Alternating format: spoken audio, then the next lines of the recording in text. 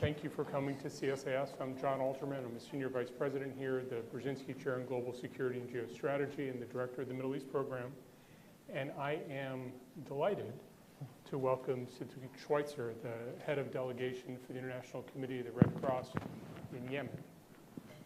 He is here for the week to talk about what is happening on the ground in Yemen and the role of people here in Washington in both blunting the negative effects and perhaps even being able to play a constructive role in trying to resolve some of the many humanitarian issues in Yemen.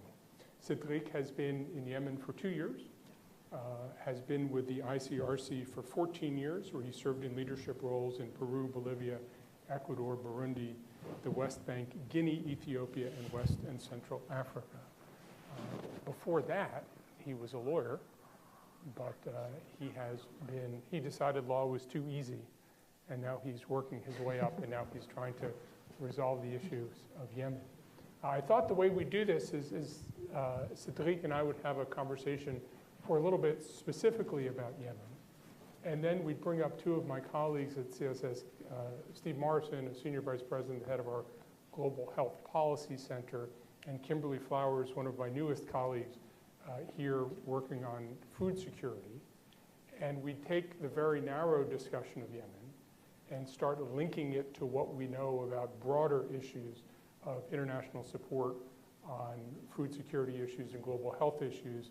And when we sort of embed that in what we know about other issues, embed the specific in Yemen to the broader issues, we would have a discussion among ourselves and then open the discussion up to you.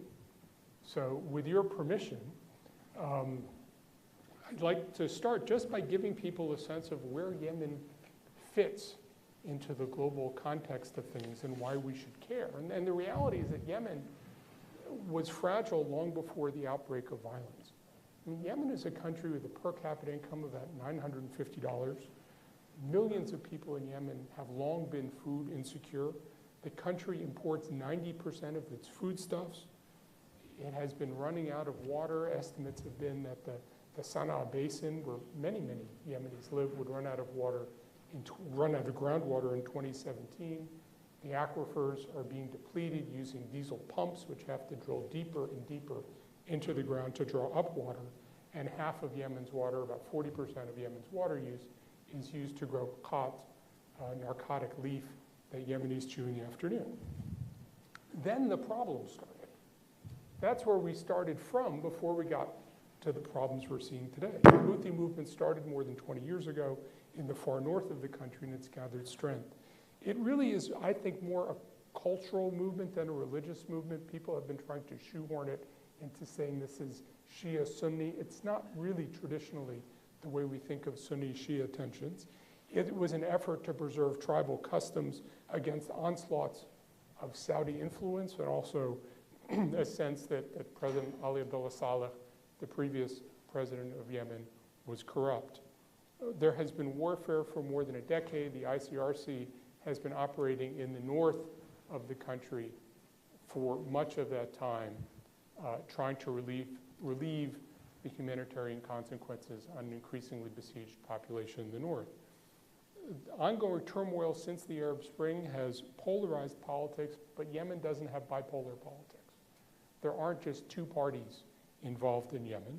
You have Houthis in the very north, Islah Party, which has some ties to the Muslim Brotherhood, some ties to Saudi Arabia.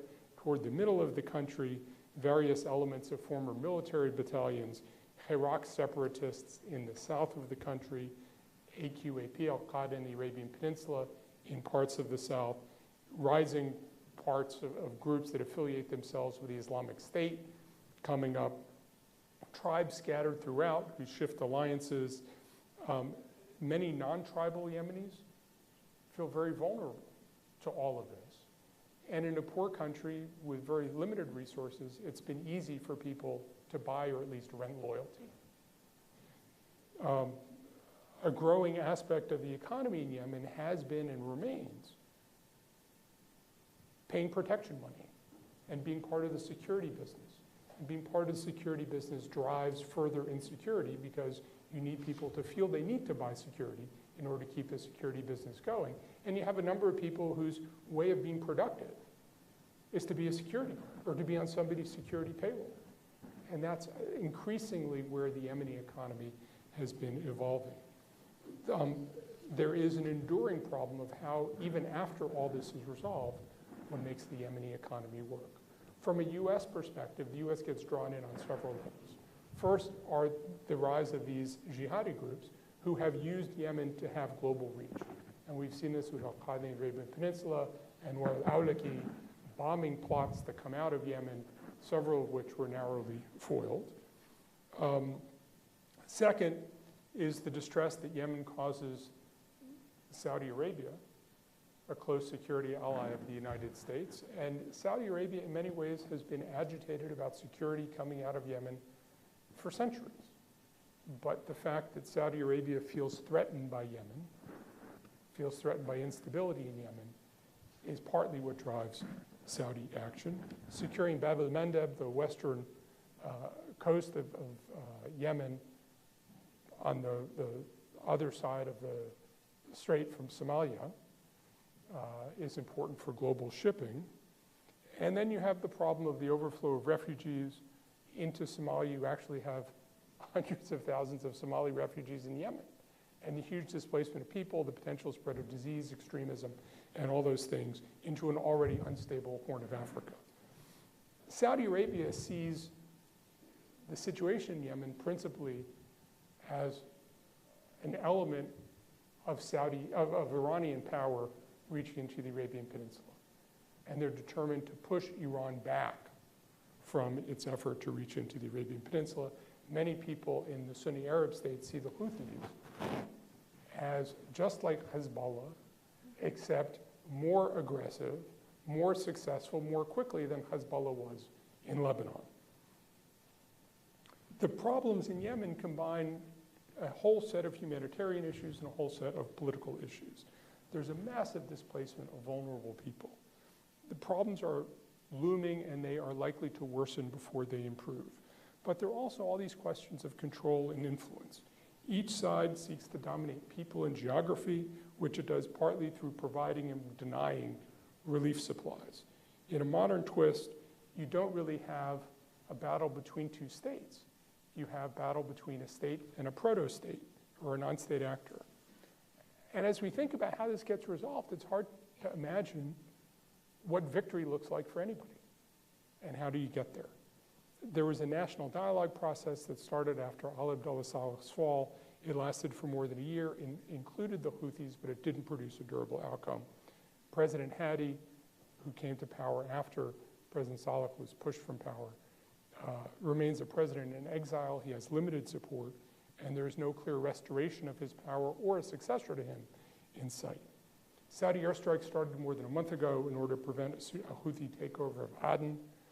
There was a brief humanitarian pause over the weekend, but political gains seem fleeting. Saudi Arabia has pledged $500 million to Yemen for relief.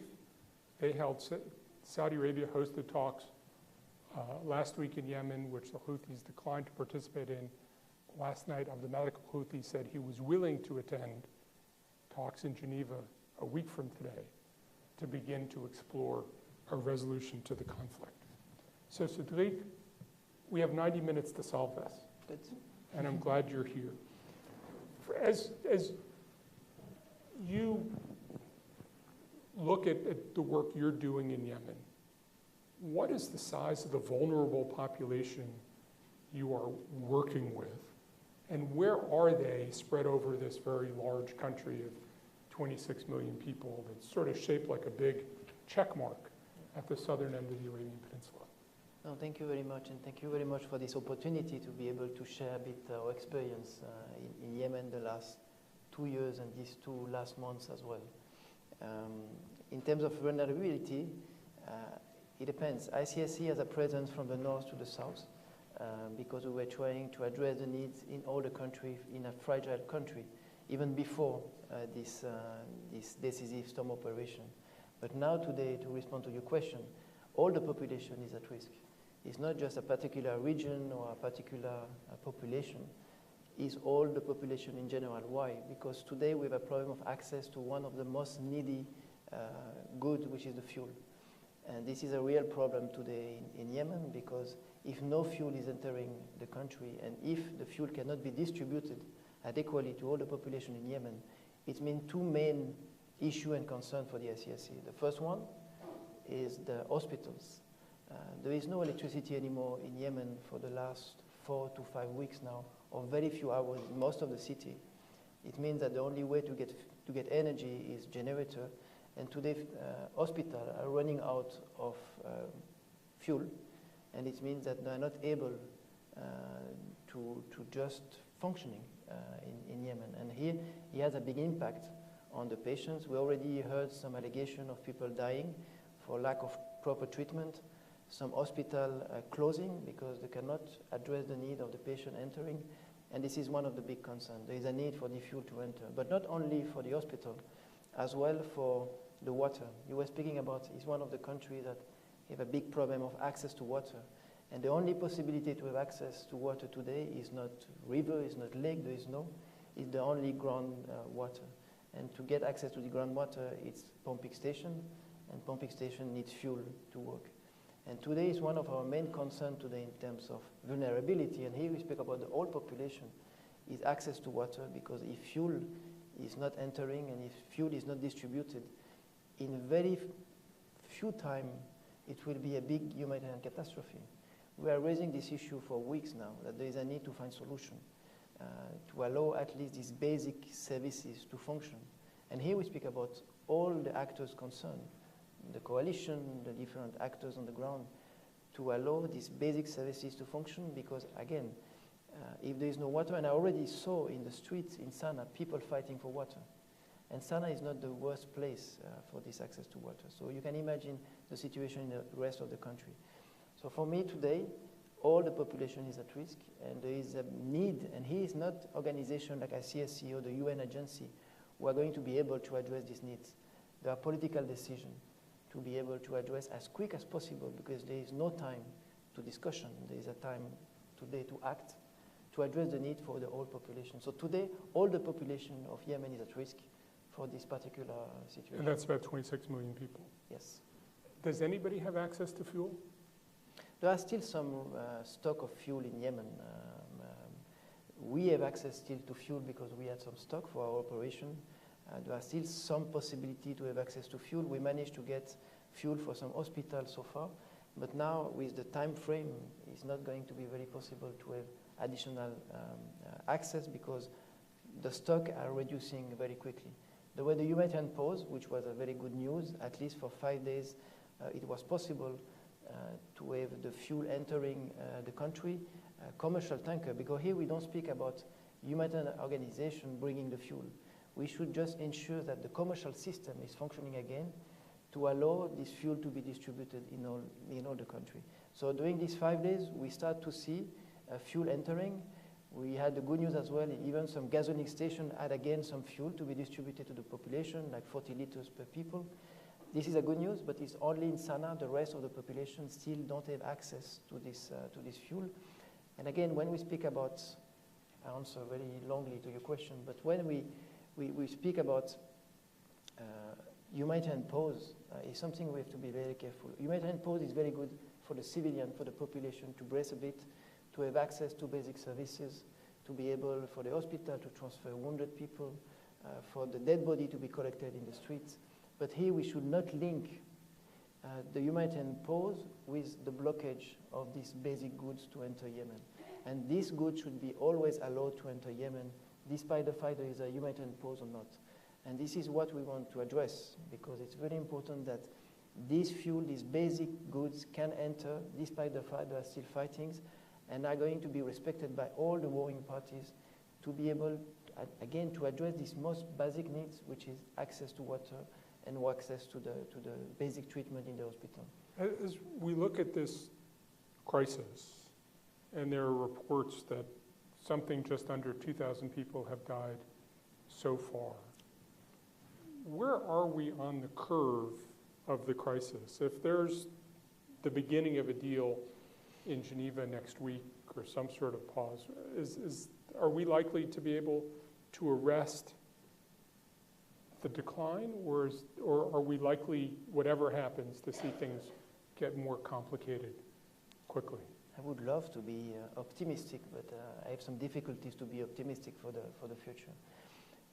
Again, this situation now with this decisive storm operation and what we see with the airstrikes and the fighting on the ground is just an additional layer of the conflict in Yemen. We had already classified all the conflict in Yemen in the past, and it's still currently happening. So it's just an additional one, which is on Yemen today and is aggravating the general situation.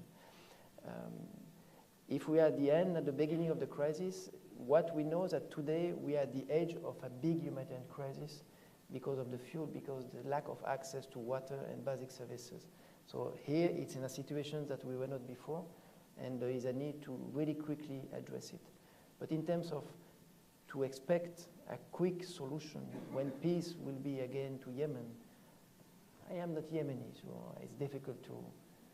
But I just will share my point of view that it's not going to be for tomorrow.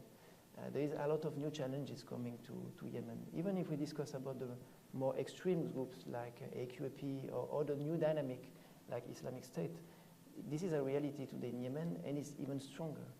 And we fear today that even if the operation or the airstrikes are going to finish and are over, one they will be over, it doesn't mean that the fighting on the ground will stop. There will still be a lot of tension, there will still be a lot of attacks, and the population, the Yemeni population, will still be affected a lot. And now with this increasing pressure on them, with all the destruction, the fact that the usual structure have been destroyed is going to be even more difficult for them to recuperate and to try to go back to a, into bracket, normal life. So it's still for the mid to long term, I would unfortunately say. How large is the internal refugee problem? How many people have been displaced from their homes? And is that rapidly increasing? Do you think it's about to increase? I mean, how should we think about that? It's very difficult to give figures. I know that the UN came with some figures about how many casualties, how many displaced people. Us, we were there during these 2 months. I will not take the risk to tell you what is exactly the figure. In terms of casualties, I can imagine is even more than what is announced, because some of the figures can be perceived as strategic and we don't have all the global pictures. And the same for the IDPs or for displaced people. We know it's a reality. We know people are displaced sometimes just for a short while. Other times they just left places like Aden or Sana'a because they want to go to the villages when they consider that it will be safer to stay, to avoid, for example, the airstrikes. But again, here we don't speak about just about the airstrike. We speak about the very heavy street fighting, ground fightings in different places, mainly in the south, and people moving. So this is a reality. We speak about tens of thousands of people displaced. We have started now to assess the needs. As a CSC, we are ready to address the need for something like 20,000 families. It's not enough, but we will coordinate with all the other agencies, and there is a good coordination among ourselves in Yemen today. And we will see what can be done. But again, when we have sometimes some declaration that when all region is become a legitimate military target and the people, the civil population is asked to leave, it creates a lot of problem. It creates a lot of problem. Population is leaving, this is the first reaction, but then the need to find places to be care of, and this is all the challenge. Today in Yemen, we don't see big camps of people being in the middle of nowhere, displaced, but it's becoming more and more the reality, and there is a need to address this need today. So I cannot tell you how many, but there are everywhere in the country, from the north to the south. There were as well in the east part of the country, in Mareb, because there were tension and confrontation for quite a while. So people are displaced a bit everywhere today in Yemen. You said that fuel is really the key near-term priority. What's the medium-term priority for Yemen? If you can get the fuel moving. There are other issues, not only the fuel. I can give you 2 other main concerns for us, where once again, it's more political decisions that can make the difference than really the humanitarian organization on the ground. is access to medicines. We were able to import the most urgent medicines to treat war wounded, for example. And we were able, with some difficulties, to distribute this assistance all over the country. But now there is all this medicine for chronic disease. This is not, or I don't know exactly if there were a possibility to import this medicine during this humanitarian pause. But until this humanitarian pause, it was impossible to get access to this basic medicine for chronic disease. And it was one of the big concerns as well. The same like the food. The food is a big concern because 90% of the food is importation. The food is still accessible in Yemen. There is no lack of food. But the problem is that there is no income from the population to buy this food, and the price of this food double, triple, is 4 times more than before. So this is a real concern. And for me, on the midterm, we should work on to reorganize the normal system of Yemen, the commercial system, to ensure that the basic services are offered to the population with the help of the international community, yes, but the basic system should try to work again. It was quite destabilized during all these fightings, and there is a big need now to try to settle it together and to try to ensure that it's functioning and it will work for the distribution of assistance. Just to give you an example, when we wanted to distribute medical assistance, we wanted to organize ICRC convoy because we're well respected, well accepted, we have access to all the country. So we're thinking is the best way to have access and to ensure the security of the convoy to go with all the ICRC emblem. And at the end, it was not the case all the time. We arrived to the conclusion that sometimes there are mechanisms that some transporters manage better with crossroad to access the places and ICRC officially asking the permission. So it's something we have to take into account, that the local system is functioning quite well to distribute the goods, and we have to rely on them. And none of the organization will be able to replace this. So we have to ensure that it's in place again and it's going to function. The United States has put billions of dollars into humanitarian relief in Syria. I think there's some appreciation, understanding in Washington of sort of the nature of the problem in Syria. How would you compare the situation you have in Yemen now with the situation in Syria? It's very difficult to compare, I guess. But what I know is that Yemen is in need of urgent support. It's a country that I know that Syria was always on the media and very attractive in terms of the situation, and we understand why in the humanitarian catastrophe. But Yemen is now a bit more on the media for this last conflict. But for years now, it's really facing a big crisis, humanitarian crisis. And there is really a need to increase the effort to try to help the Yemeni people today, because the situation is very bad and the perspectives are not that optimistic. It will take time. It will take time to see a peaceful Yemen, I guess, and the situation is going to worsening in terms of humanitarian needs. So without really comparing what is the most urgent, I know that today there is millions of people at risk. There is need for immediate decision to be taken to address these needs, and Yemen should not be forgotten. And we can even see, and it was interesting to see that when it was announced by the coalition that the decisive storm operation is over and is going to go for the restoration hope, I don't know what is exactly the name of this new operation, it was interesting to see that the media attention reduced a lot, when on the ground there were absolutely no change. The number of strikes, the number of problems, and even the problem of the civilian population increased.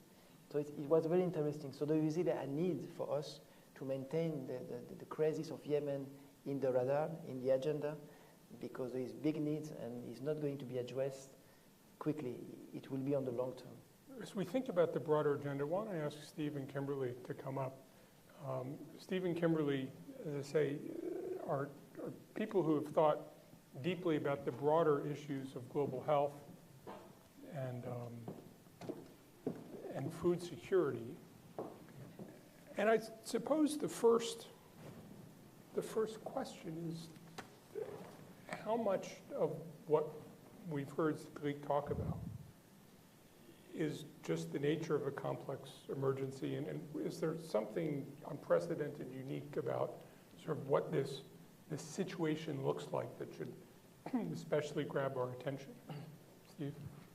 Thanks, John. Thanks for pulling us together. And Cedric, thank you so much for being with us. I think this is remarkably timely to do this, and thanks to Rebecca Shirazi for pulling this together as well.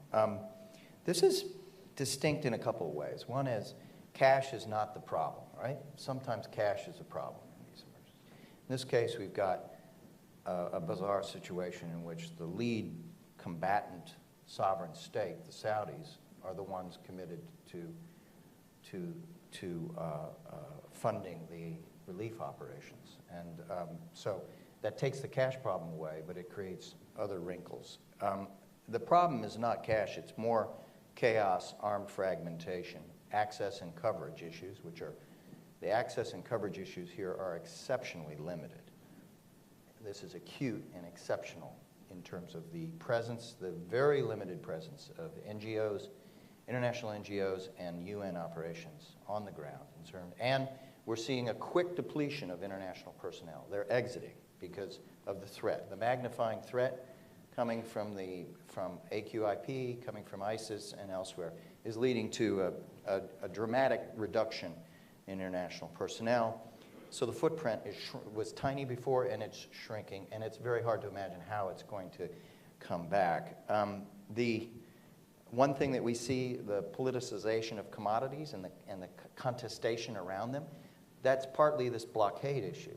The blockade issue is tied into the fact that you have belligerents for whom control of these commodities, whether they're medical, food, fuel, water, are precious, valuable political commodities, and they're fighting bitterly over them, and they don't have a consensus. It's exceptional that the Saudis themselves have no dialogue with MSF or ICRC that I'm aware of. And that is all being mediated through secondary or third parties, which is a problem, a really serious problem. I think we're left with very, very bad choices. I mean, as Cedric has said, the medical and public health and general humanitarian situation was bad and vulnerable before this started out. It's gotten very much worse in this last phase. The 5-day ceasefire offered some relief and proved the concept of the value of ceasefires, but most close observers believe that this situation is going to get far worse before it gets any better. So we need to, in our own minds, begin thinking about what will far worse look like. Far worse will look like freezing up of the medical services, resumed outbreaks, inability to provide care to people with chronic diseases, outbreaks and on and on. I mean, just sort of for people who don't live in the global health world, what kinds of outbreaks are we talking about? We're talking about infectious outbreaks, things like measles, polio, dengue. And we're already seeing some upticks in those. The other thing I want to mention that is so exceptional about this situation is we're operating in the blind. There is very, very limited data on assessments. And that is all related to what Cedric was saying, which is access and presence is so limited. So being able to say with some confidence, this is the level of IDPs, this is the fatality level, this is the injured level, this is the trajectory of fatalities and injuries, this is the trajectory of malnutrition. A third of the population in this country had no access to health care before this war began. And now it's moving forward. We had 1 million malnourished, acutely malnourished children in this country, under 5, before this began.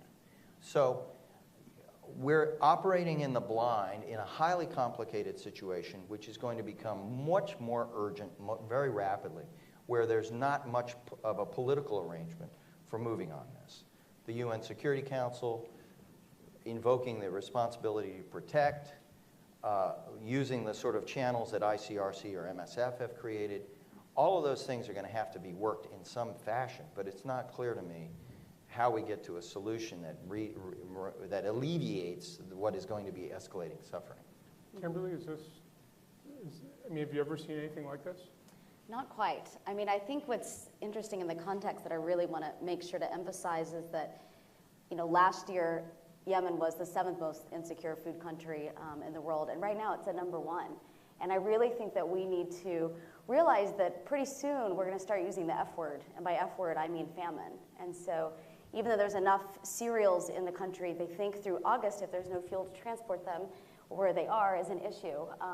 So it's something we really have to look at. And then when you take the context of the already fragile agricultural systems that were there, we can see what a conflict like that, like what's happening now, affects those. And some of that you've already mentioned, but it's one of the most water-scarce countries in the world. And the depletion of the groundwater is going to be more detrimental than even things like climate change. And so when you've got a country that 90% of its water use goes to agriculture and 40% of that goes to cot, you have a challenge. So trying to create development programs, which are now suspended for the next year, but whenever they do come back, to create market access and create high value or cash crops that can compete with something like cotton in the market, you have a real challenge. So what have we learned from other things that are maybe less complex, less bad?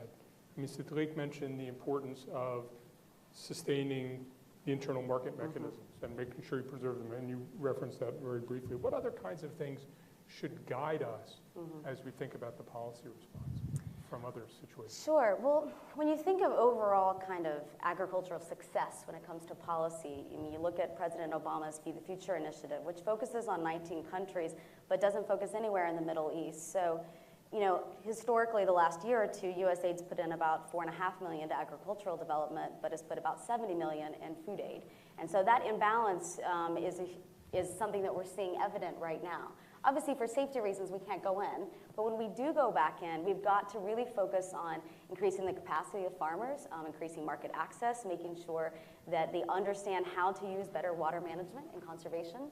And that's really the only way that we're going to get better. But current policy doesn't have a huge focus on agricultural development as far as U.S. government leadership in places like Yemen. And that's all non-acute. That's after we get through the crisis. Yeah, that's after all of this. I mean, right now you've got, it varies, but 16 million people in need of humanitarian access, and anywhere between 10 and 12 of those are specifically food insecure, and that number's just going to increase. So even by the time we come back in, you're starting at a really low base. And right now, U.S. government leadership and development around agriculture is quite small in this country compared to other places.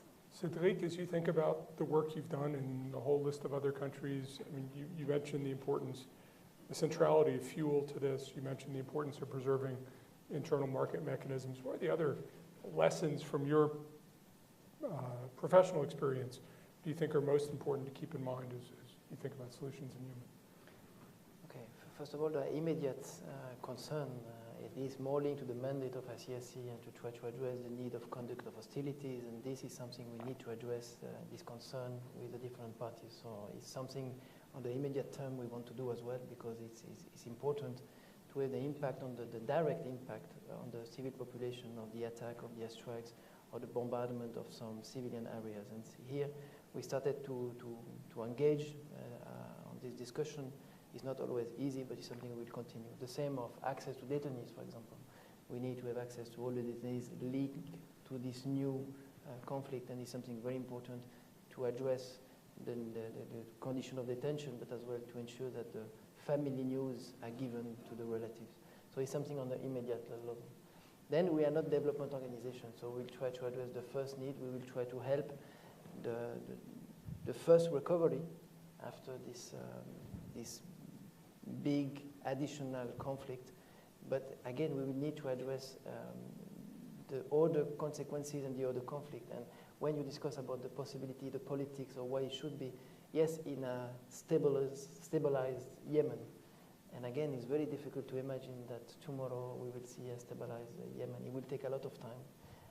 And there is a need for solution among Yemenis. And this is really important, I guess, for the future, that to find a way that Yemeni again can sit together and to find step-by-step solution to solve step-by-step the stability of Yemen. And it will not be done in one big approach and big national dialogue. I think it will take more time to be able really to get results. So for me, in terms of on the long term, it's something that ICSC is going to be a bit aside.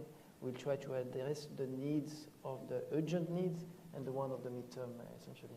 And Steve, you talked about the way in which resources in one of these complex humanitarian emergencies are used to bolster political parties of one kind or another. What are some of the best practices to try to use relief as a way to build political reconciliation as opposed to helping or promoting a balkanization or a contestation of the politics through the use of external relief supplies? Well, I think there's not a whole lot of great lessons around using food commodities that have become highly politicized to turn them around and make them some instrument of peace. But in this situation, I think there's some very concrete things that need to be prioritized, and we've heard about some of them. I mean, the lifting of the blockade needs to be a first and foremost priority. Resuming the commercial flow of food, fuel, water. Easing the procedures for approval of humanitarian assistance. Right now, the procedures imposed by the Saudis and others, and the lack of cooperation on the Houthi side, and among others, means that the access and coverage remains dismal. So we need some way of pushing hard on that. We need to see an expanded pool of operational NGOs. We need to see the ceasefire extended. We need to fix the problem that the Saudis have no direct dialogue with MSF and with ICRC, who are the two most vital component parts, along with UNICEF and WFP. We have to work with what we have to expand access, coverage, and the flow. That will, I think, John, get to trying to make these commodities more freely available and less precious and less valuable in armed combatants seizing them and controlling them because they think they want to deny them to other populations and give them out in order to win the goodwill and legitimacy that comes with controlling those assets. You have to somehow flood the marketplace, change the attitudes and rules of behavior. What Cedric was saying about the rules of engagement or the basic Geneva protocols and the like, there's a lot of work to be done on all of that. But I think putting a spotlight on this through every possible mechanism, through the UN Security Council, through others, to make people uncomfortable about what is happening, because there has not been any serious public calling to account of what are outrageous breaches of international humanitarian law. Utterly outrageous, that would have invoked condemnation in any other sorts of settings.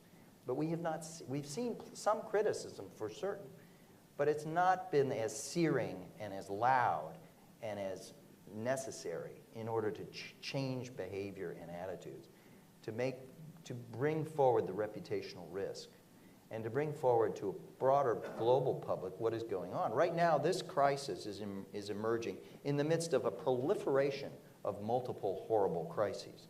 We're in a world today that has, whatever it is, 6 or 7 crises that are above stage 3 in the estimation of the UN system. We've never been in a situation like this. Generally, the max has been at 3, maybe 4, and we're moving towards 7. And this has the prospect for being lost or orphaned in a way in terms of international behavior. And I think what ICRC and MSF and WFP are doing is heroic. It's absolutely essential, but it needs stronger backing from external powers to do those concrete things that we're talking about. Thank you. So what do you think governments need to do or do more of than they're doing now? I mean, we've heard about the need to get supplies in and the work of groups like ICRC. What kind of support do you need from governments you're not getting? It's quite a lot, I would say, because it's all the frustration we had when we discussed with MSF on the ground. They said, okay, we can make the difference, we can address some needs, but this is the summit of the iceberg. All the rest has to be on the political decision. And is where we can influence, going public, and ICRC during all these crises were quite public, making some statement to ensure that at least the minimum for the population is respected. But it's something we have to work, and this kind of event, this kind of possibility to raise concern, to raise issue that where we don't have really any direct impact, and we have to convince authorities to try to convince others to try to change the behavior. So we were working with some government, we were working with some country belonging to the coalition to try to ensure that our concerns are taken into consideration. We want, as you said, we want to increase our dialogue with the Saudi-led coalition and the Saudi, for example, to really discuss this issue, because I think we all have to win that. And this is something very important to take into consideration, that our war is not only airstrikes and combat on the ground, it's the way you win the hearts and minds of people. And bombarding the way, I just take the example of Sana. It could be a bit different in other places of the country. But people are just becoming that fed up to have airstrikes every day and night. I can tell you it's very strong and close to civilian habitation and all that. People start to change their mind and to see one enemy, because it's the one that, because of these airstrikes, I don't have access to basic services, I don't have medicines, I don't have access to food. And this is something to take into consideration. So we try to raise this issue. And here, as you said, the UN, different countries have a real impact, and they can play a real impact to try to change and to take into consideration the suffering of the Yemenis. People talk about ripeness in solving conflicts, and they talk about reaching a herding stalemate where the combatants feel there's no way to accomplish their goals except through some sort of negotiation. Do you see signs that Yemen is beginning to be ripe for resolution, or does it feel to you like everybody is still digging in? I think it's an obligation, because we don't see where it leads all this situation. And again, we speak about the last layer of conflict. I don't speak about all the other ones still happening in Yemen, and it will take even more time to try to solve it. But for this one, I think the only solution is negotiation. I think we all know that. And I think the 5 days humanitarian pause is already a good sign. There were some violations, but I think it's already a good sign that there is a need today to discuss. But what I'm feeling, this is something more personal, but I think it should be a possibility to discuss without strict conditions first. I think everybody should sit on the table and to discuss without condition that before discussing, this group should stop doing that, or the other one should leave one of the city. Because with this condition, it's going to be very difficult to have all the people on the table to discuss. And again, it should be Yemeni solution. It should be countries facilitating the negotiation. But at the end, it should be the Yemenis among themselves that should find a solution. This is the only way we can imagine a progressive solution for the current situation. Okay. We have a lot of talent here. I think we have a lot of talent in the audience. I would welcome your questions. If I would just ask that you identify yourself, that you only ask one question until we've had a chance to get around. And my pet peeve, that given the talent here, that you ask a genuine question, not make a statement and say, what do you think of my statement? So the first hand I see is right back there. Yes, ma'am. Good morning. Dr. Sharice Nelson from Howard University.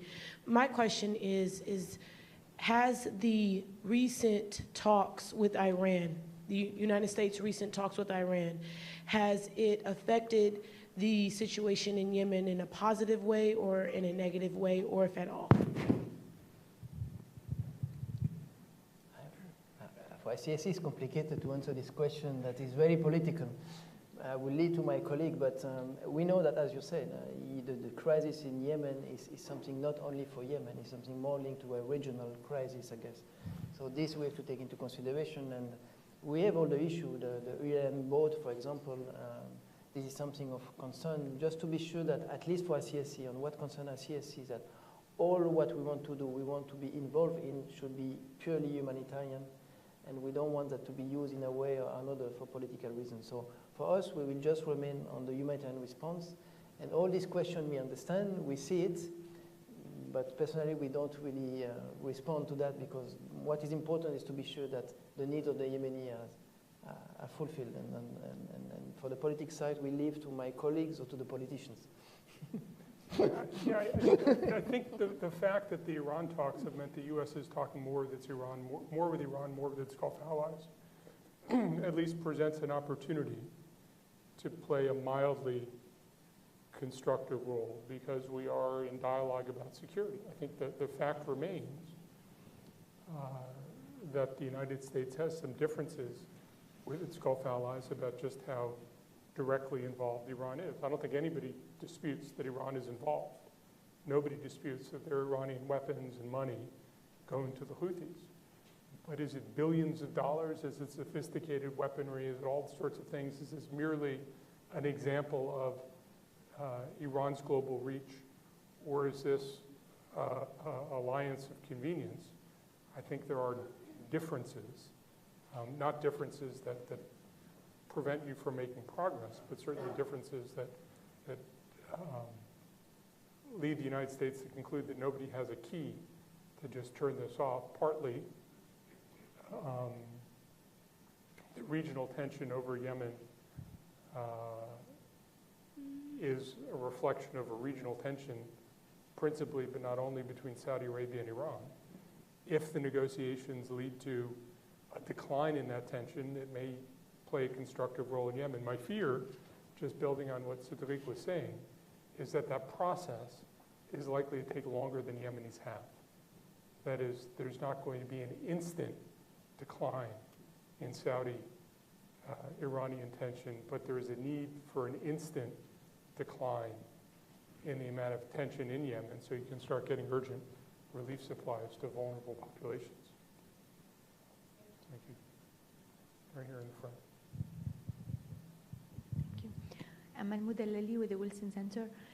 My question, Mr. Cédric, is about the fuel, because you were saying this is really the basic problem. We're watching the conflict every day, and the Houthis are not in short of any fuels for their trucks to go and have more fighting and have more areas conquered. And also the tribes, that we see that they still have their fuel. Where are these people getting their fuel if the population is, and hospitals are closing? I have another question. Another round. Thank you. No, you're right. There are still fuel available in the country for the time being, but it's not for all the basic services. And our concern, and we need to be realistic. At the beginning, we were asked if, as a CSC or other organization, we could be able to deliver this fuel ourselves to what we consider the most urgent structures. But it's just impossible. It's impossible to do. So it's why we go back to the situation that we know that part of this fuel, and the fuel is used by the combatant, but still used for other purpose.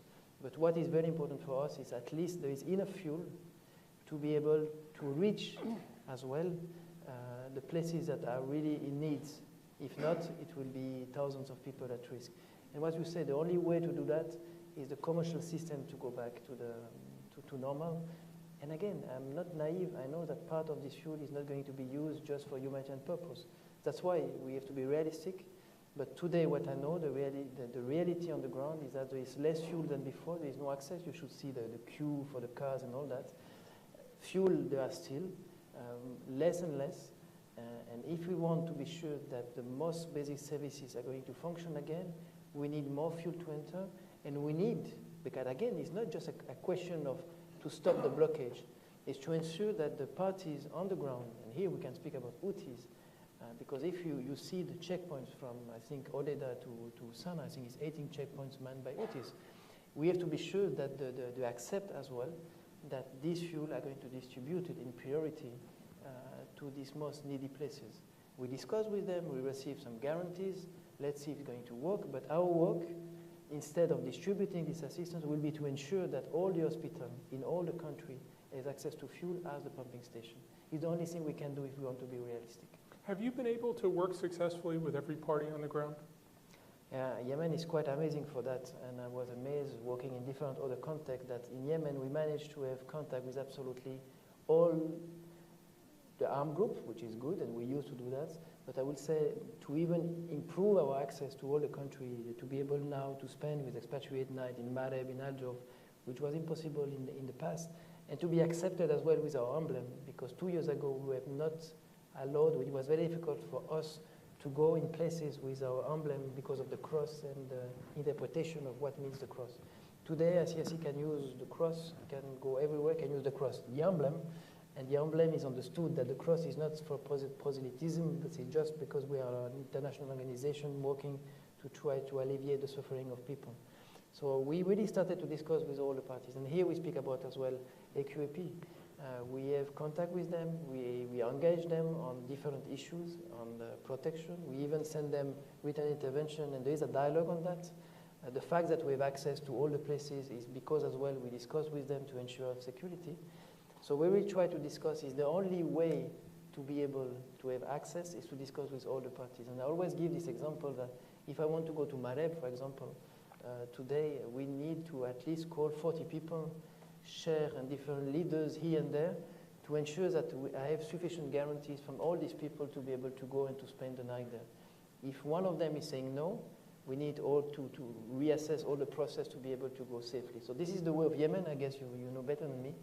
And this is the way we can work in Yemen, and this is the key word. And for the UN, for all the NGOs, if you don't have this networking, this knowledge of people of this tribe, sub-tribe, clan, sub-clan, it's impossible to work or to go out from Sana'a, for example, or other places. So yes, we have quite a good access and a good contact with the parties on the ground. Thank you.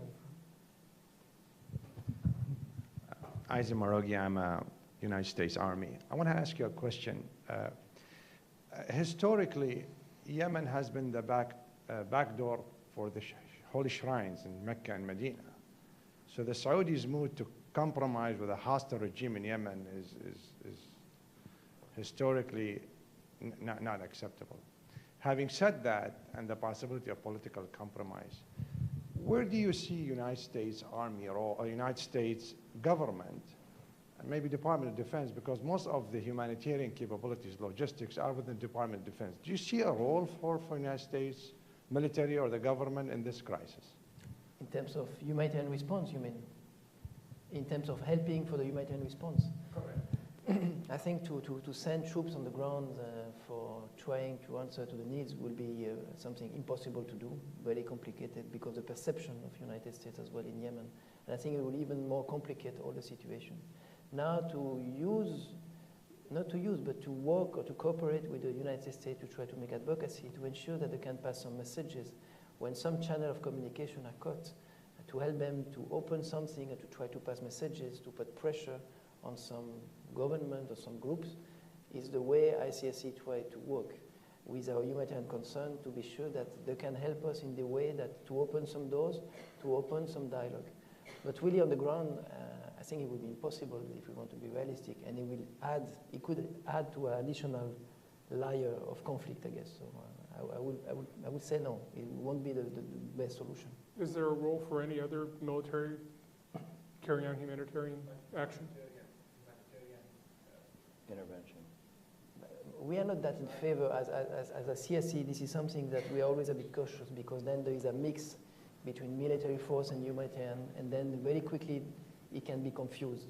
So for us, we prefer that the military are doing the job and helping to ensure that the conduct of hostilities are respected and all these kind of issues, but the humanitarian are doing the humanitarian work. And I think it's in a better way to avoid confusion. Yes, sir. Thank you. I'm Kate Phillips-Barrasso with the International Rescue Committee, and just picking up on the last question about the U.S.'s role, not in providing humanitarian assistance, but in preventing the humanitarian catastrophe that's unfolding. There has been quite a lot of debate about what the U.S.'s role as a party in this conflict is, as it is contributing some military assets to the Saudis.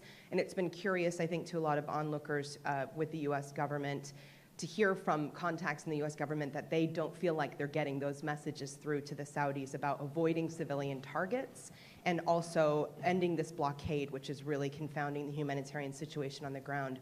For any of the panelists, I'd like to hear your thoughts. We've talked about the Iranians vis-a-vis the Houthis, but what about the U.S. role vis-a-vis the Saudis that are an active party to this conflict, and as a proxy, the U.S. is as well? As a CSC, what we have done, we have discussed with all the different actors directly involved and the one who could be indirectly involved, who can have an influence. So we have discussed with the Iranian, we discussed with all the countries that we know can have an influence on the parties on the ground to try to ensure that they respect conduct of hostilities and they are conscious of the big humanitarian crisis that is going to come if there is no change. So we are discussing. So we're discussing with the American, we're discussing with the Iranian.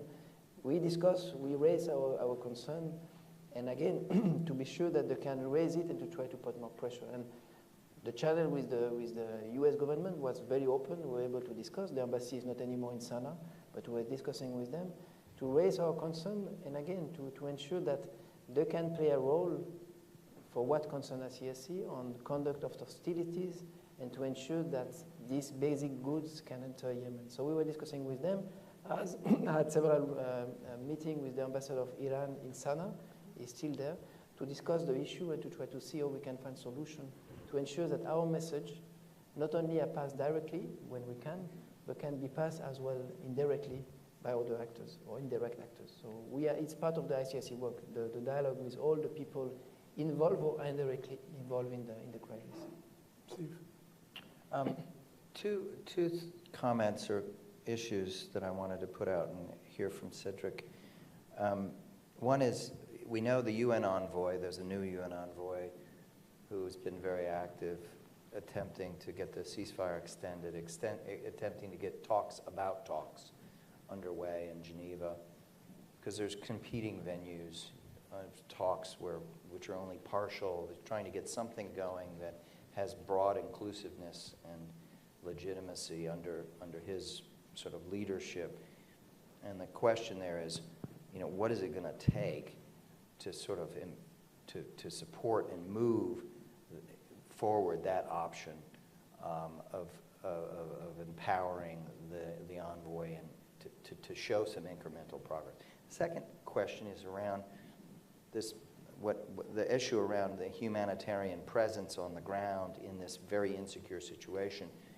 You can imagine an argument that the UN needs to somehow incrementally, while protecting their personnel, create more monitoring and presence in some of the key sites, in the key major urban centers, ports, and the like, so that at least there's a kind of insertion of a multilateral presence, but the security concerns are huge around all of that.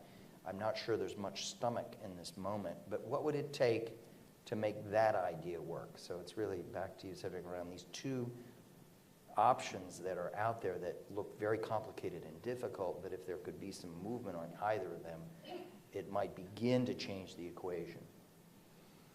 Again, what I said, that when this situation will be over, in terms of security constraints and challenges, it will be even worse than what we were already experimenting months ago. And for us, all this new dynamic of Islamic State, for example, of the people who declare to belong to them, it's of a concern. And at the time already, and I don't want to speak in the name of the United Nations, but it was difficult for them to have a full access by themselves. The youth implementing partner be able to work in some places, and to imagine now to go that there will be more presence with forces or people protecting them, it will add to the complication again. It's very complicated to be present in Yemen and to be with expatriates. We speak about kidnapping, we speak about targeting for different reasons, the possibility of. It's just a reality. I would love to say it's not a reality, but we have to be realistic today in Yemen. So I think it will be very, very complex for international force to come or international people to be more present. And the same again, after this crisis, knowing that all this humanitarian necessity, one of the fear we could have, not a fear because we need people to rush and to come to Yemen to help, but they should all take into consideration the fact that Yemen is not today such a huge safe place. I'm very sorry to say that. It's still a bit complicated. And they have to take this into consideration, not to rush and then to face additional security incidents, because this will remain still for a while. So it's very complex, the right balance, or addressing the needs, but taking into consideration all the security challenges. And I'm not sure that to send additional UN people from outside will help to that. I don't think so. And the envoy, trying to get the envoy? The envoy is somebody knowing very well Yemen. I think he's the right person today for that. I used to work with them at the time he was already working in Yemen. I think, yes, he should be the one that perceive and accepted to be the one forcing a bit the discussion and negotiation, much more that country. Because in Yemen, if you accept an assistance from this country on the other one, it will be always perceived that because you belong or you are close to them, so you're in favor of this one. The same for the Yemenis. Again, I'm not Yemeni, but I could see with our local colleagues, with the name, with the region is coming from, it's very difficult for them to tell to the other people, no, I'm acting in a neutral way, impartial way. Yeah, but you always belong to a tribe, to a group, to an area. So you are going to be in favor of this one or this one. It's going to be the same. So Ismail is really the person that I think could be and should be the one pushing for discussion and to be the one that doesn't have any agenda except the one of trying to find solution for Yemen. And I think it is the right person for that. And the right person, I think, Ismail. Before we go out to the audience, I just want to give Kimberly a chance to respond to Kate's question. I think one thing that we should also remember is the link between national security and food insecurity. So meaning that when there's insecurity in a country that's as unstable as Yemen, how that affects U.S. security interest. And so of course, the U.S. government has continued to play a role in emergency humanitarian assistance during this crisis. But once that Band-Aid has started to be put on, when we come back to work on development resistance, we have to focus on creating resilient communities. And so that means putting more money into things like agricultural development and trying to create and fix that balance of the food aid versus strengthening the agricultural systems. And in a country where 2/3 of the population are working in agriculture and 84% of the food insecure are living in rural areas, that means addressing the things like the water inefficiency and water scarcity and really looking at how to create better commodities and crops that can compete with things again like CAP, like I said earlier. But so I think the U.S. policy really needs to focus on the long-term development strategy, which doesn't address the short-term issues right away, but in the long term is going to address the stability of the country, which is going to prevent further political instabilities in the future. I had a question here, and then we'll go to the front here. So why don't we start right over there? Yes, ma'am. Yeah. Microphone is coming imminently, right behind you. Nope. I was talking to her, not you, Zach. I know I have a soft voice, so you won't hear me otherwise. You had mentioned before about the perception of the U.S. currently on the ground in Yemen as being complex, and I wondered if you could elaborate a bit more about what perceptions you're hearing and how the U.S. current support to the Saudi campaign, even limited, how you feel like that's going to affect U.S. relations with Yemeni people going forward, and do you think that should stop, or do you think it would actually, make the Saudis dig in more because they would be losing face, or, how do you think that's going to affect going forward? Here's what I hear, is not what I think, but there are two ways. The first one is and we consider the United States part of a conflict in a way with the drone issue and the fact that they use drones against AQAP, and this is something that we are following for years now, and we have a dialogue with the US government, and we're following up, making some intervention when we consider necessary. So here they already consider as one of the party of one of the multiple conflict in Yemen. So already you are not perceived as completely outside of the situation because you are involved in a way in a kind of conflict in Yemen. So the population know that and know that when there is airstrikes, people killed, that the Americans are behind. And then this is the theory of Americans are behind everything, and then you can hear that on the population that they are the one knowing and doing and these kind of things. For this decisive storm operation, we know that the Americans are in a way involved. I'm not going more than that. I don't know which the way, but it's the way it's perceived on the ground that they can have an influence, at least on the coalition countries, on what's going on, and the population is saying that. And I heard, and again, it's not what particularly I think, but when they see all the plane flying around, they are saying, yes, it's the Saudi, and it's the first thing they see, but afterward, the impression that the Americans are behind. But again, it's the impression, and in Yemen, there is always a lot of impression, rumors circulating about everything. So there is a perception that the Americans are in a way involved in the situation of Yemen. This is the impression there is. And this is something, a reality is that if you ask most of the Yemenis, I guess, they will think that, yes, the Americans play a role in Yemen. Which role, I don't know, but they are playing a role. So this is very clear. So that's why to send them for humanitarian purpose, it will be always perceived that they are in favor of one group, not a group, or they are going to come for other purpose. All this rumor going around when we consider that one person or one country in a country like Yemen is not completely neutral. The way it's perceived, again, it's not a CSE here. So that's why it's complicated, but it plays a role. Now, I think for us, what is good with the United States, we have a dialogue with them for quite a long time on conduct of hostilities. And if if they can have a kind of influence on the coalition or the Saudi-led coalition, it's good. So we try. We try to discuss. We try to see if there's a possibility to influence, and it's the way we work. We try to influence through our contact some behavior, and if they can help on that, as other countries, we will do it. A question right here in the front row.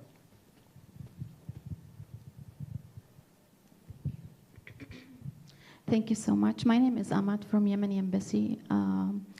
I would like really to thank you for your valuable information. You really you have transmit the real situation, which is critical in Yemen, that Yemeni people live there. Because that's touchable to me too, because I follow all the information all days. My question is, do you rely on Yemeni emergency needs assessment of medical devices for health facilities, or do you have your own emergency needs assessment? Yeah. Thank you. We work closely with the Ministry of Health, still reminding. I think there is like two, but the one still present in Yemen. We coordinate with the authorities there, and we are doing our own assessment. So it's both. We always want to coordinate, and even not only between the Yemenis and the ICRC doing assessment, we coordinate among all the organizations present in the country to be sure that we have a coherent approach and reading of the situations. As you say, it's difficult today to have data, but we can all together manage to get a bit more of that. So yes, we have to rely with our Yemenis or colleagues or Yemeni entities we're dealing with, but ICRC always go by themselves to make the assessments. And the same for when there is IDPs, we can receive some data, but we always go first with our own team to assess the situation, to really understand and to be sure that this assistance will be distributed and perceived as to be distributed to the most needy people and not linked to the belonging of one group or one family or something like this. And that's one of the reasons why we have decided to stay with expatriates in Yemen, with MSF. And we are quite a big team. We are more than 250 in Yemen, among them more than 50 expatriates. It was the way to help our Yemeni colleagues to be better perceived. If you go alone for an assessment, very quickly you can be accused of being of this group, of this tribe. That's why you don't want to take me into consideration. So for us, it was very important to have expatriate accompany the team to try to give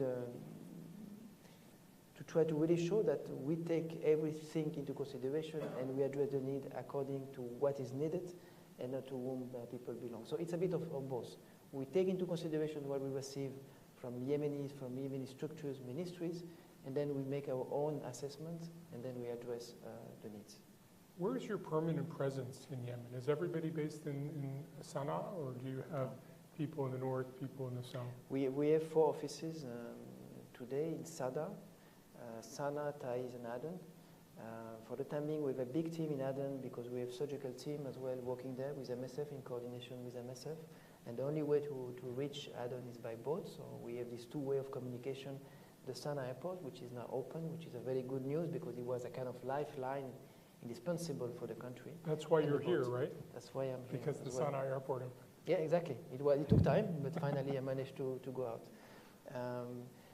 And we work in all these places. In Sada today, we had to evacuate our most of the staff, and it was interesting to see that for a while we had the expatriate being in Sada, but most of the Yemeni staff being in Sada had evacuated. So we were only with 2 or 3 colleagues working with us, and all the rest left the province because they were afraid of the airstrikes. And a bit the same in Aden for different reasons. In Aden, we were working mainly among expatriates because our Yemeni colleagues were stuck where they were living in Krater area, different area in the city, and were not able to go to work for snipers issue and all that. And it was very complicated. In Aden, we had to change 4 times the place where we used to live. First, the resident was in the middle of the front line. It was in a way protected but targeted not by intention, but because it was in the middle of the front line. We went to the Al Jamali hospital to work there and to sleep and to stay there because there were no other places. It was targeted And you know the Al Jamali hospital now is empty because it was taken as for a military target, and it was in the middle of a fire exchange. We went then to the office. The office was in the front line, so now we were with MSF in the same residence, and finally we found another residence in a place. So it's very complex, the way we work in Yemen, and everything is complicated. But again, I don't remember what was the first point, but No, where we were everywhere. based? Sorry, we are everywhere. And for places like Mareb or Mukalla, where we would like to be in the future, we go for the time being. We go with mission. We stay there 1 week or more, and we have the intention, depending of the emergency, to establish offices. Like it could be in Mareb, it could be in Mukalla, small offices, to be able to have a permanent presence in this area. It will depend on the needs. So are you putting together a new appeal at the moment? Where are you in that process? Yeah, what is that going to look like? We call it a preliminary appeal of additional 15 million, so it appears very ridiculous if we compare with the big figures we hold here. But okay, we consider it's what we can spend now for the situation. We have a global budget of something like now $30 million US. It will be something like $45 million. And it's what we consider that today we need to be able to address the most urgent needs. And depending on the situation in the close future, we'll ask more. But what we want is to ask what we can spend according to the knowledge and the access we have today. And for the time being is what we need. I have a question here, and there's a question there, and I think we may be running out of time. So first we'll start over there. Thank you. Hi, Dr. Valerie Begley from the International Civil Society Action Network. The gentleman on the end, you mentioned the need to expand the number of operational NGOs as one of the steps towards rebuilding, and I wondered if you could expand on that a little bit more. What are some of the conditions that you see necessary in this very unusual political context? Well, I think it's going to be very tough, first of all, for the reasons that Cedric's outlined in terms of the security threats, particularly the threats from ISIS and from AQIP in terms of kidnapping, ransom taking, and targeted violence. So you're only going to get the most intrepid NGOs agreeing to come in. Now, by comparison, when you look at the Ebola outbreak, where there was a fast-breaking, extremely dangerous situation, it did not involve ISIS or AQIP, but it was very dangerous.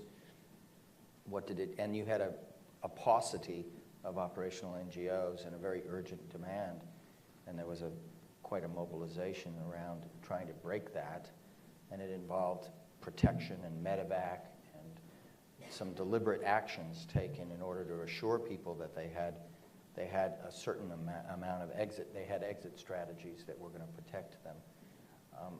Perhaps there's some opportunity to do more in that regard, but I think that Cedric's response around the proposal for a slightly expanded UN presence, and which was a very sobering response. I mean, I just think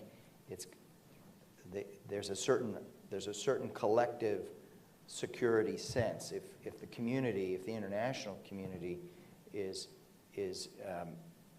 not seeing an expanding UN presence and is not seeing a broader net, what we're going to see happen is around the perimeter of this crisis, more operational centers forming up, working through local intermediaries with very limited oversight and monitoring of that, and simply going in where there's access. And so it's going to be a patchwork that emerges of remote operations, operations that are technologically not very sophisticated.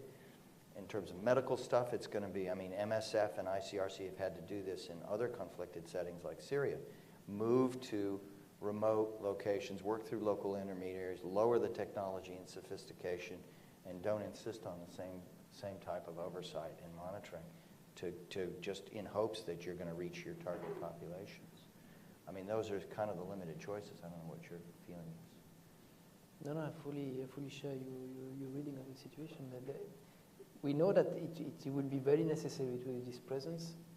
It's still going to be very complex to establish the possibility to be, because again, it was complicated before and it's going to be still complicated in the future to have the presence of foreign entities working in Yemen.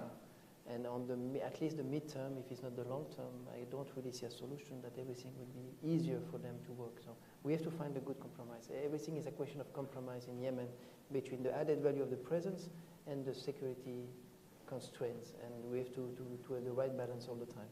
So it's something that should be taken into consideration by these NGOs to see if it's possible or not to come. Yes.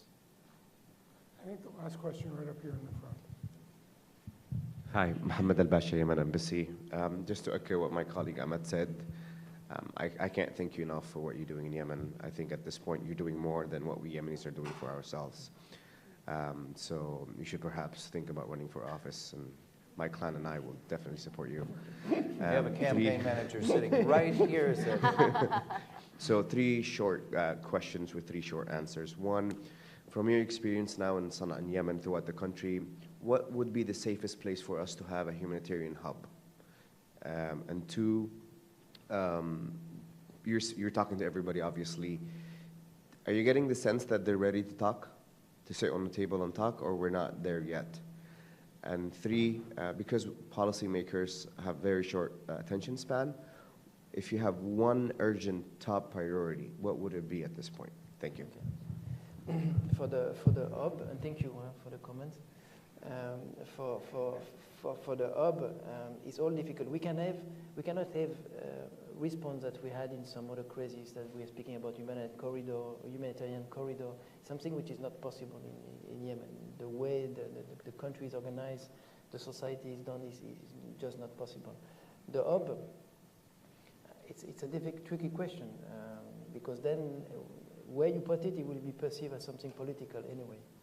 So we should try to find a way that there are 2 main entry points, I will say today, which is Sana'a for the airport, and there is no really other way to enter Sana'a by air. There will be Odeda. Aden is still very difficult because it's still very tense and there is still a lot of confrontation on the ground, so it will be a bit complicated. So I will propose with all what it could mean in terms of who is controlling Sana'a, but I will see Sana'a could be one of the places to start and to be able afterwards to distribute. But it's a complicated question, and I will try to avoid to work with hub. For example, we're thinking the possibility to enter assistance from Oman, for example. And this we're not going to go through Sana'a to distribute it. We will start already from there, going or to the east, south, west of the country directly from Oman for the distribution. So it's starting with spokes and not hubs is what he's saying. But this is indispensable to discuss. And when you say we are discussing with all the parties, yes. Are they ready to discuss? My answer, according to be very modest in that, but I have the impression people are ready to find a solution because everybody knows that this cannot continue. But it should be without any condition first, from my point of view, the way I see it when I discuss with the different interlocutors. And we should not forget all the actors with a real influence in Yemen. And just to provoke a bit more, we should even think once, if you want really to have a global response, to start to englobe actors that is difficult to imagine. But even when we speak about AQAP, for example, which is really part of the general society today, there is a need, in a way. I'm not asking them to go to the table, but just we have to take this into consideration because if we don't take that, it will be not possible to do. But if there is a hope that people are ready to discuss today, I will say yes to find a quick solution. I think let's be realistic, but at least to be able to discuss, I think there is a possibility.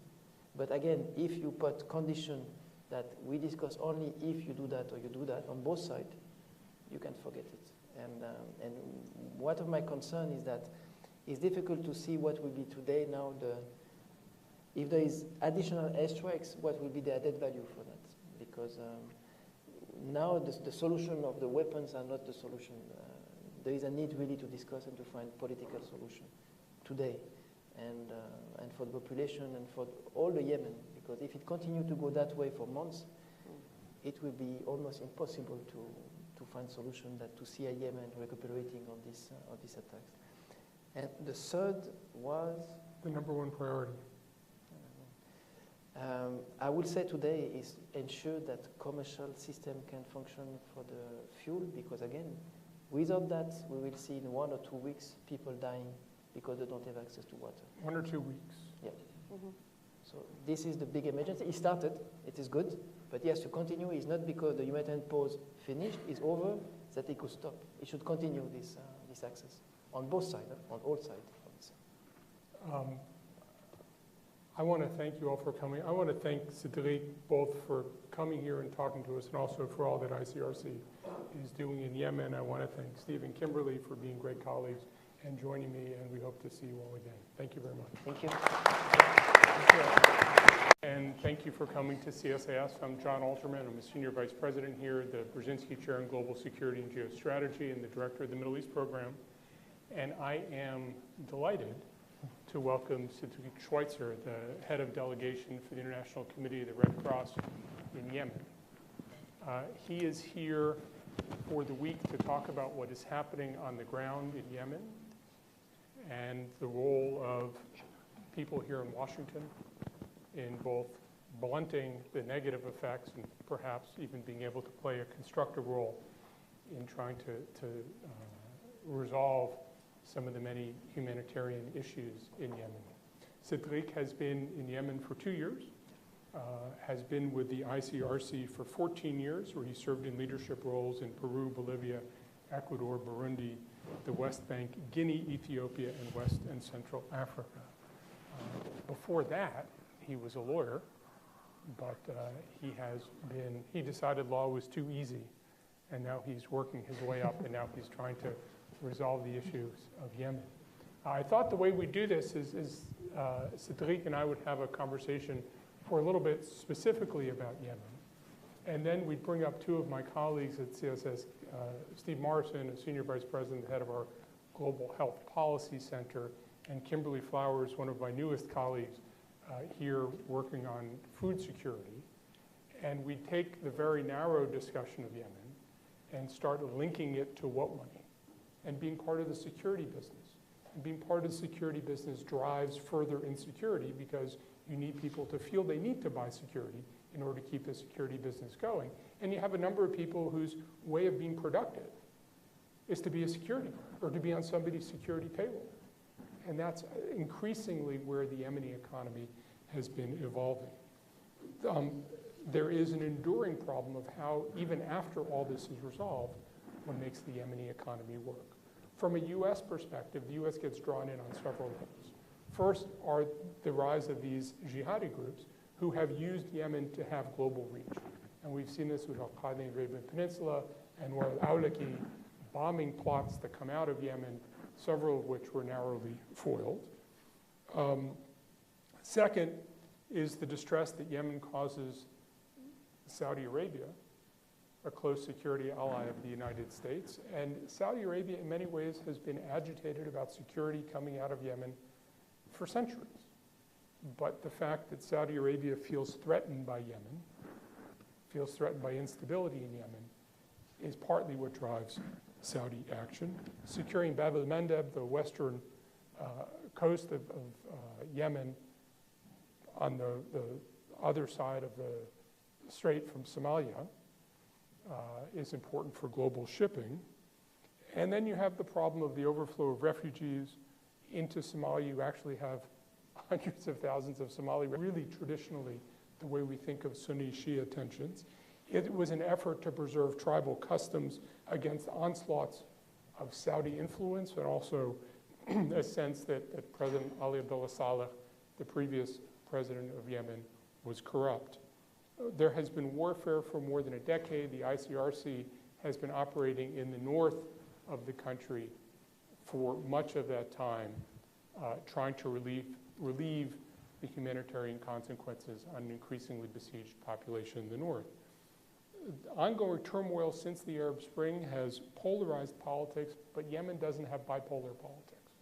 There aren't just 2 parties involved in Yemen. You have Houthis in the very north, Islah Party, which has some ties to the Muslim Brotherhood, some ties to Saudi Arabia. Toward the middle of the country, various elements of former military battalions, Iraq separatists in the south of the country, AQAP, Al-Qaeda in the Arabian Peninsula, in parts of the south, rising parts of groups that affiliate themselves with the Islamic State coming up, tribes scattered throughout who shift alliances. Many non-tribal Yemenis feel very vulnerable to all of this. And in a poor country with very limited resources, it's been easy for people to buy or at least rent loyalty. A growing aspect of the economy in Yemen has been and remains paying protection to refugees in Yemen, and the huge displacement of people, the potential spread of disease, extremism, and all those things into an already unstable Horn of Africa. Saudi Arabia sees the situation in Yemen principally as an element of Iranian power reaching into the Arabian Peninsula. And they're determined to push Iran back from its effort to reach into the Arabian Peninsula. Many people in the Sunni Arab states see the Houthis as just like Hezbollah, except more aggressive, more successful, more quickly than Hezbollah was in Lebanon. The problems in Yemen combine a whole set of humanitarian issues and a whole set of political issues. There's a massive displacement of vulnerable people. The problems are looming and they are likely to worsen before they improve. But there are also all these questions of control and influence. Each side seeks to dominate people and geography, which it does partly through providing and denying relief supplies. In a modern twist, you don't really have a battle between two states. You have battle between a state and a proto-state, or a non-state actor. And as we think about how this gets resolved, it's hard to imagine what victory looks like for anybody, and how do you get there? There was a national dialogue process that started after Ali Abdullah Saleh's fall. It lasted for more than a year, included the Houthis, but it didn't produce a durable outcome. We know about broader issues of international support on food security issues and global health issues, and when we sort of embed that in what we know about other issues, embed the specific in Yemen to the broader issues, we would have a discussion among ourselves and then open the discussion up to you. So with your permission, I'd like to start just by giving people a sense of where Yemen fits into the global context of things and why we should care. And the reality is that Yemen was fragile long before the outbreak of violence. I mean, Yemen is a country with a per capita income of about $950. Millions of people in Yemen have long been food insecure. The country imports 90% of its foodstuffs. It has been running out of water. Estimates have been that the Sana'a Basin, where many, many Yemenis live, would run out of water, run out of groundwater in 2017. The aquifers are being depleted using diesel pumps, which have to drill deeper and deeper into the ground to draw up water. And half of Yemen's water, about 40% of Yemen's water use, is used to grow khat, narcotic leaf that Yemenis chew in the afternoon. Then the problem started. That's where we started from before we got to the problems we're seeing today. The Houthi movement started more than 20 years ago in the far north of the country, and it's gathered strength. It really is, I think, more a cultural movement than a religious movement. People have been trying to shoehorn it into saying this is Shia Sunni. It's not